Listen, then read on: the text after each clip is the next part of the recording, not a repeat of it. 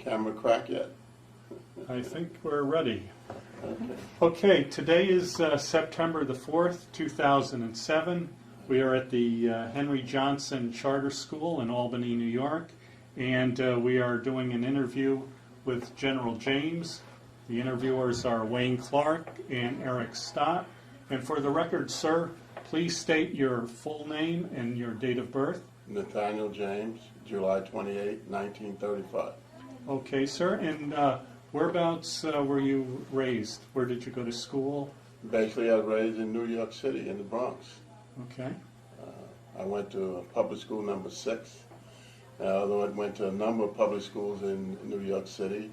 I started in PS 157, which is now what you call an apartment building, I guess, cooperative. I went to PS 10, PS 39 on Kelly Street. And ironic, that's when Colin Powell was on the same street. Oh, really? Right, so then we went to PS 6 in the Bronx. And from PS 6 I went to Bronx Vocational High School.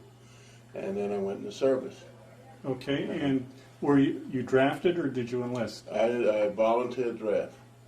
What was happening then was that not only being African American and living in an all-white neighborhood, the kids that came out of high school and tried to get a job, it was kind of hard.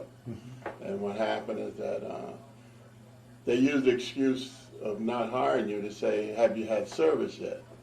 Because you were at draft age, and if you wasn't drafted, they said, well, soon they're going to draft you, and I'll lose you as an employee. So I said, well, let me get it out of the way. So I went down and volunteered draft.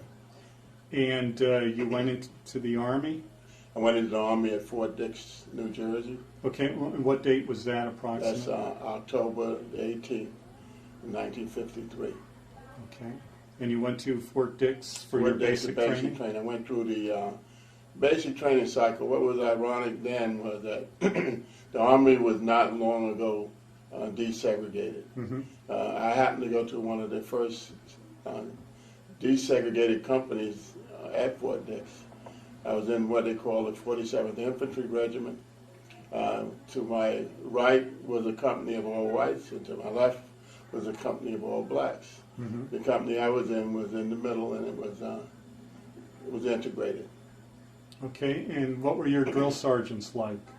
The first sergeant then was, being a basic training first sergeant, he had combat experience in Korea, and pretty much talking to the privates, he didn't say too much of them more than standing in front of the formation and bark at you. You had very little to do with him, because you had a field first sergeant, and the field first sergeant was more the guy that made the training work. He was a fairly nice guy. He knew his job. He was also a Korean War veteran, and platoon sergeants were the same way. But the sergeants in general were very knowledgeable of what they were supposed to be doing, and they treated us pretty well. And your company was made up of men from all over the United States? Right, from all over the United States. The bulk of them from the eastern part of the United States. There's a few guys from Midwest and West, but most of them was from the East Coast. Okay. Was this your first time away from home? No, I have to say, when I first joined up, before I volunteered draft, I joined the New York Army National Guard. Oh, okay. Right, and I joined the 369. And ironically is that in my class, there was one of the students with me, a senior, who had been in the 369. And they was on a recruiting drive, and he says, hey, James, he says, how old are you now? So I said, 17. He said, well, maybe you could get in, but at any rate, why don't you come on down and talk to the first sergeant? So I went down and spoke to the first sergeant, because at that time I liked the Army. And it turned out that all I had to do was get my mother to sign me in. So I took the papers and I went back, and my mother says, you sure you want to do this? So I said, yes, ma'am. So she said, okay. She signed the papers, and I got into the 369. But after being there a while, and the job situation, what I said before, it turned out that I went and volunteered draft. And funny, I had already had 4 months of military training before I went into the active Army. So that must have helped you a lot in basic training. It Then. didn't help me at all. It only helped me. In fact, it kind of caused me a little trouble because things I already knew, they were teaching me over. Uh-huh. And when I said I knew them already, they, told me, get the heck out of here. You're going through the training anyhow. I thought I would get a squad leader's position, but it never happened. Mm-hmm. I succeeded in being the guidon bearer because I did have training in that. Nobody else, so they gave me the job of guidon bearer, which was a little bit more work than the regular soldier had to do because I had to get ready and be out in front of the formation every time a formation was called. So Mm-hmm. they sort of gave me a rat race.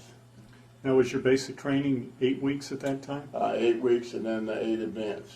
Okay, so your advanced training was that in infantry training? Infantry training. I took 8-week basic in the 47th, and I took the advanced 8 weeks in the 364th Infantry, which was also part of the 9th Division. Mm-hmm.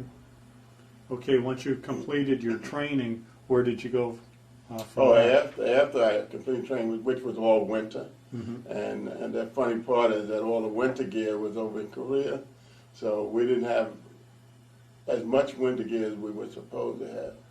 And so we ended up, my tip of my toes got a little frostbite. Oh. But from there, they sent us to Fort Devens. In fact, they split the company up and sent them in all different directions because the Korean War, they started the peace talks, and they wasn't asking for any more soldiers to come over. So they sent me to Fort Devens, Massachusetts, in a quartermaster battalion. And I ended up in a grade registration unit. And it was funny, the first day you get there, the barracks, like the artillery barracks, they got cross cannons on the front. Mm-hmm. The infantry's got the cross rifles. The tanks, they got a tank in the front. This company's got tombstones in the front of the building. So I felt a little, from growing up in fear of cemeteries, I thought it was a little bit more of it. Mm-hmm. But I found out that most of the guys in there were very well educated. And they wanted to be there because some of them were embalmers and they had the background of being undertakers with their family. Mm-hmm. So being in that company was an experience for them. They liked getting the training. Training was very good. So I learned a lot, and I learned a lot of people. Now, what was your job with the unit? I was what they call a grade registration specialist. What we would do is, other than collecting the bodies and putting them in cemeteries or preparing them for shipment, we had to go out on search missions. So if a combat operation went through and soldiers were left in the field, hastily buried, Mm-hmm. we had to go and find them and dig them up and bring them back. Oh. So basically that's what it was all about. Mm-hmm. Since being at Fort Devens and no combat, there wasn't a great deal of things for us to do. And so they invented things for us to do, like building bunkers and going on putting up tents. And Mm-hmm. A lot of busy work. A lot of the, what do you call it, detail work. Mm-hmm. I had the first atomic exercise that they seemed to have in the Army was Operation Raindrop. And being at Fort Devens, I had the opportunity to serve as one of the service troops to put up the bunkers and put up tents and whatnot. And then after we did that, serve as KPs in the mess hall. I had never seen so many officers in my life and so many generals. They must have had about 10 generals. And the lowest ranking guy out there was a major. And they were all in this exercise doing this Operation Raindrop. Mm-hmm. And it was an atomic explosion, and they had to do the downwind forecast. And I guess that was all new stuff then. So later on I found out, I learned the rudiments of what they were doing later on in my training. Uh-huh. And then, now how long were you there at Fort Devens? I stayed at Fort Devens, stationed there for the 2 years, although I went TDY a couple of times. And we went TDY to Cape Cod to put up tents. Mm-hmm. And then we went TDY to Long Island, New York, to the Pine Lawn Cemetery. We bivouacked outside of the Pine Lawn Cemetery, and we would send details in to help in the cemetery keeping and the burials. They were burying somebody every 6 minutes when we were out over there with the bodies coming back from Korea and whatnot. And then our company itself was detailed to go to Cypress Hills in Brooklyn and straighten out the cemetery, because the cemetery had become eroded with the weather and whatnot. Tombstones were crooked. And our job was to straighten them all back out and face them back to the flagpole. And we did that for 2 months. It was good duty because I was right here in New York, and I was able to go home a couple of nights after the duty was over. Naturally, if you'd had been a good soldier, the sergeant would let you go. But other than that, you had to go back to Long Island and bivouac. Okay, and once your 2 years were up, did you get out of the military? Or? When the 2 years were up, it was like everybody else in the service. Boy, I don't ever want to see another mess hall. I'm out for good. And when they put locks on garbage cans, I'll be back, and all that kind of stuff. And I got out, and I went to work for my uncle.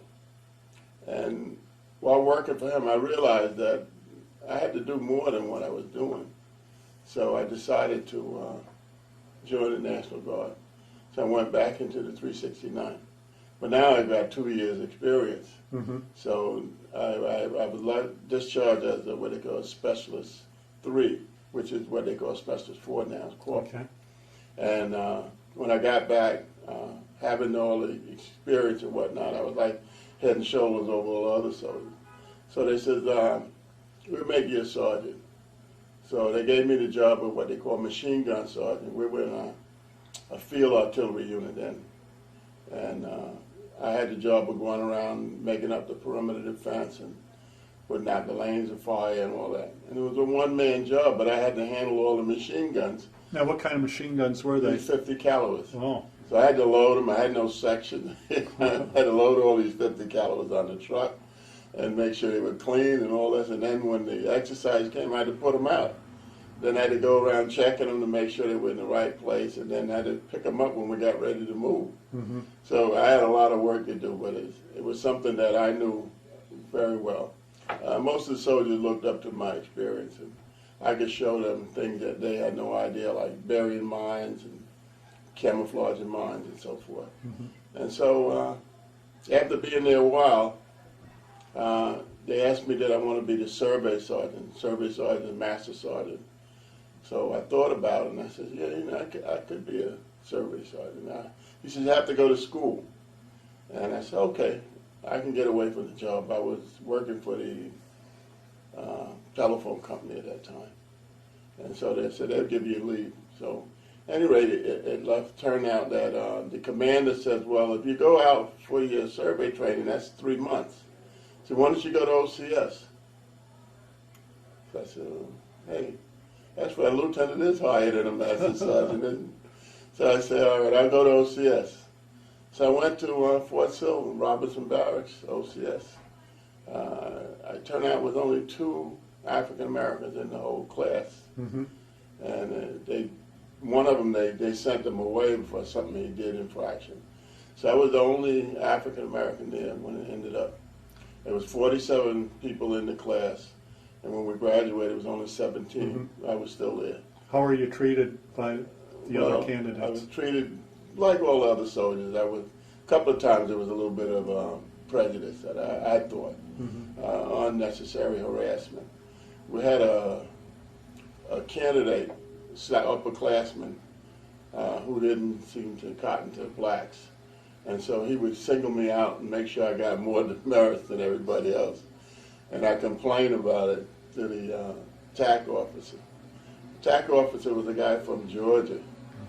And he said, well, maybe the guy's not doing it. He's just trying to make a better soldier. And I've already been in the Army over 2 years, so I know how to be a soldier already. So at any rate, they warned the upperclassmen that if they continued to pick on me, that he would lose his position of being a second lieutenant.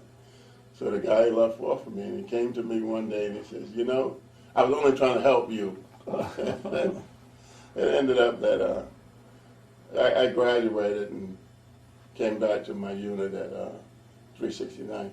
Now, you were commissioned as an infantry officer? No, artillery. Artillery officer. field artillery. Okay.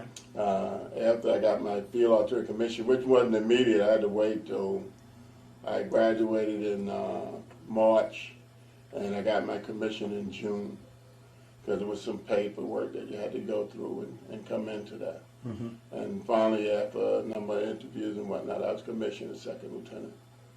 But which was an advantage because I'd already had all this enlisted experience. Mm-hmm. So it wasn't too much the enlisted people could get away with, I would put it, as to not be able to do their duties and whatnot, because I knew all the little tricks and everything that would go on. And so I knew where guys would call bug out.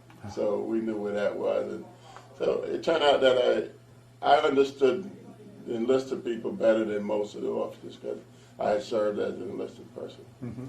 So I was pretty much more the fair lieutenant, that I wouldn't ask them to do anything I wouldn't do. Mm-hmm. So you, at that point, were a platoon leader?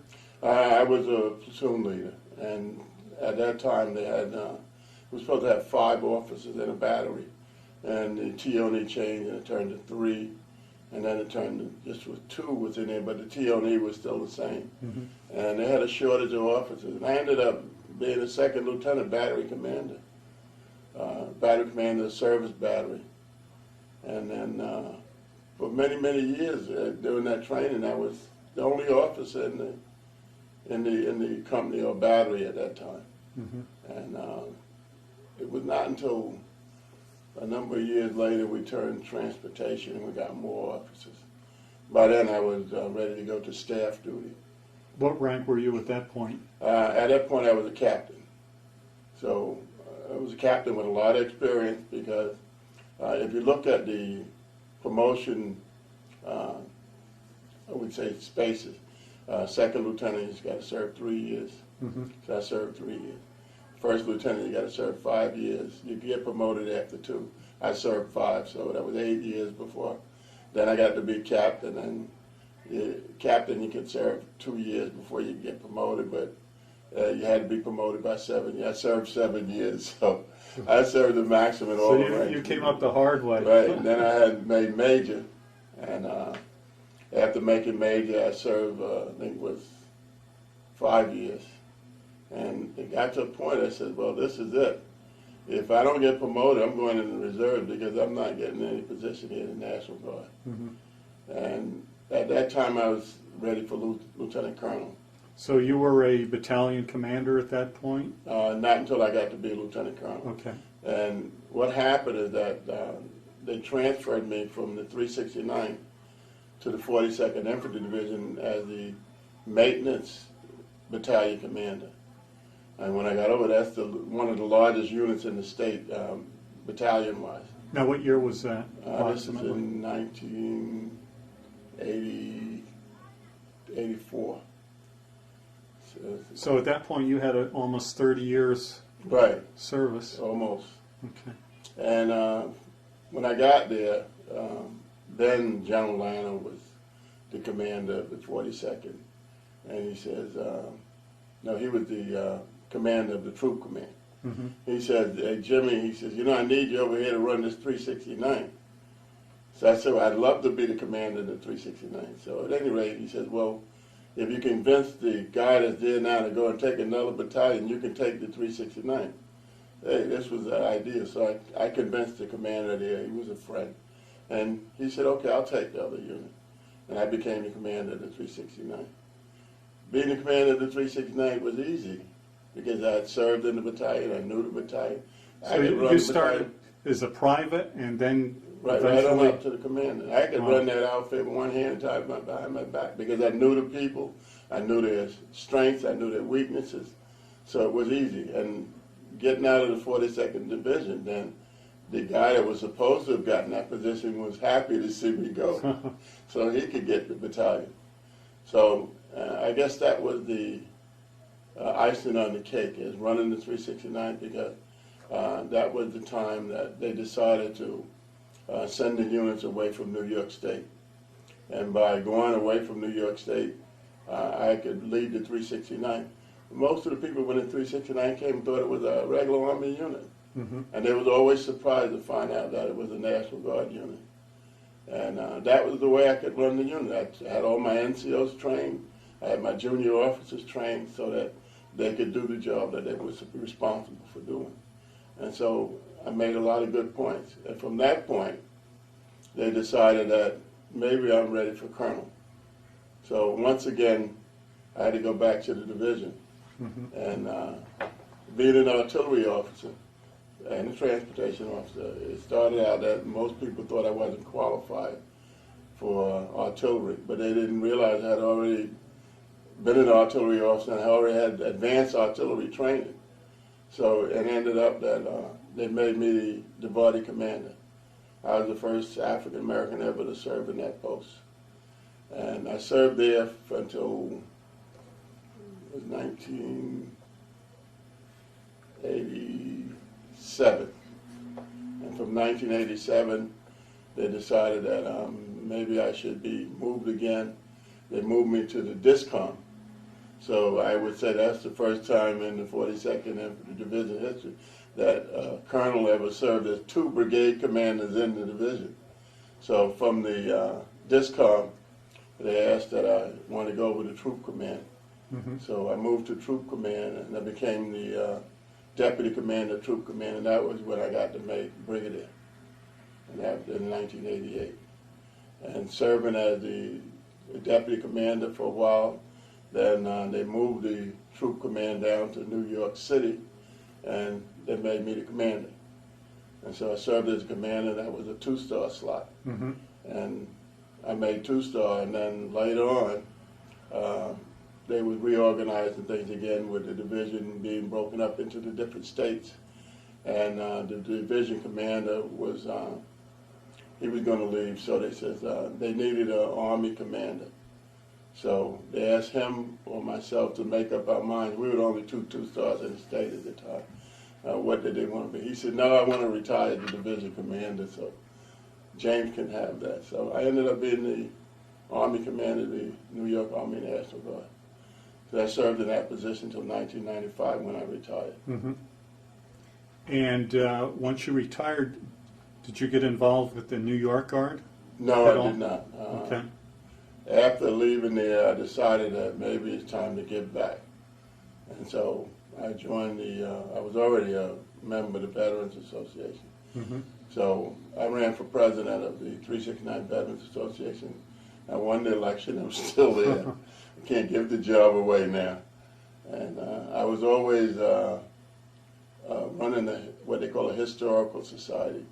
So I was the president of that. So my time now is split between the two.